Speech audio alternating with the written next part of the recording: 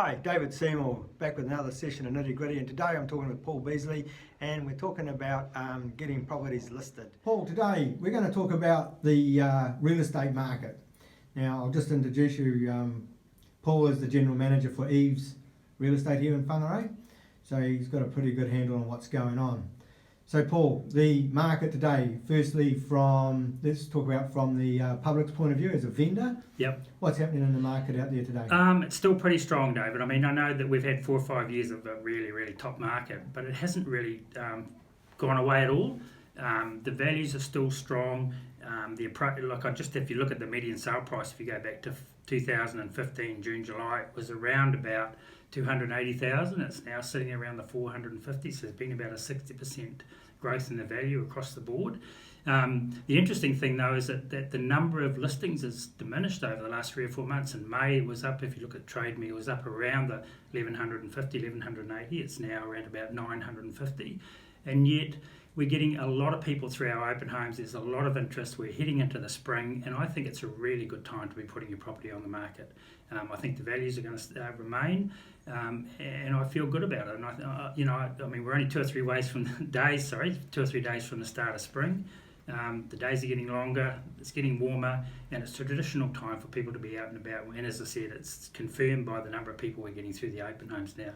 So good buyer bank out there. We just need the listing bank to sort of match the number of buyers.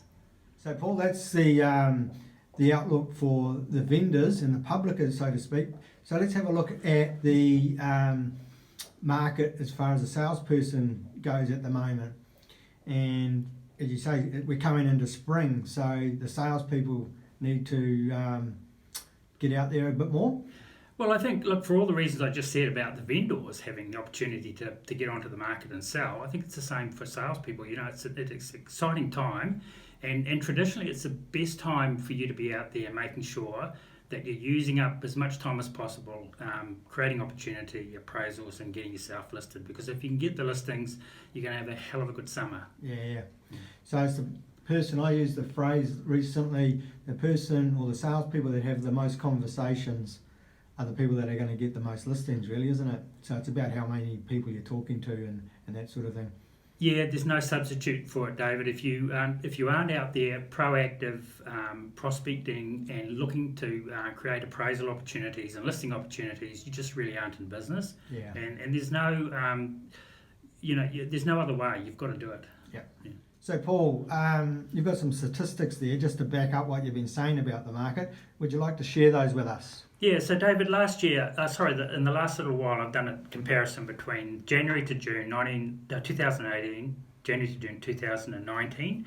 Last year, there were 530 odd houses sold in the Whangarei city, within the city boundary. This year, 509. So it's only about a 4% decrease. But the interesting thing is that the median sale price over that 6-month period has gone from around about 423, 425 up to 450, 460.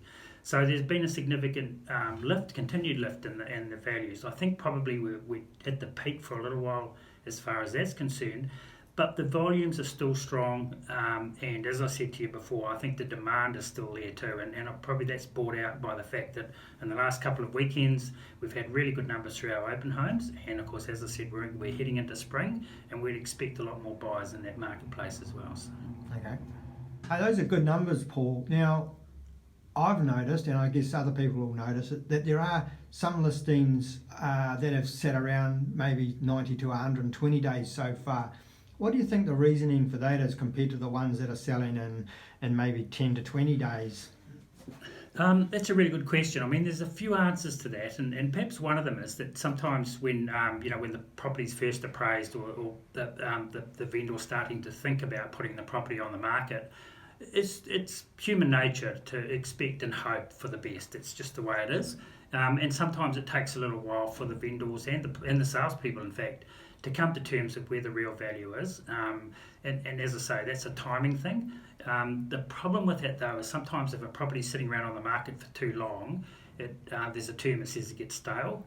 And so what happens is probably all the good buyers that are in the marketplace when it first came on have gone beyond it and bought somewhere else. So there's probably a period through that period of time through that listing where the salesperson and the vendor have got to sit down and have a talk about, where they should pitch the price from that point on. Is there an adjustment required or expectation adjustment, isn't it? And sometimes it's not about anything to do with the property. Sometimes it is just the price needs to be adjusted. But there are other times when it might be, when you get a limb report or a billing report and you find that there are things that in the property that hadn't been cited before, whatever it might be, and a lot of those things do have an impact on price. Yeah. And it just takes a little bit of adjustment to try and get it back into the market so that it becomes a property that purchasers want to buy. Yeah. So it's not a bad thing to have to look at those factors, is it? It's one of those things that as a salesperson and as a vendor, sometimes reality just needs to kick in that, hey, we maybe been a bit optimistic, or hey, we didn't realise this was going to be a problem. Adjust it, remarket the property, and off it goes. It's going to get sold. And that's a conversation that should always be had. It's not. It's got anything to do other than just getting the salesperson and the vendor understanding exactly where the market is. And of course, it's the buyer that sort of pretty much gives you that information. So if you're getting feedback on your property, and it's not related to price, but it's related to something that might be inherently wrong, you've got to listen to it because it does have an impact on price, absolutely. Sure. Yeah. All right, Paul. Hey, that's all good numbers and so forth. Just to wind up, what would you say to the salespeople out there who are looking to get some more listings?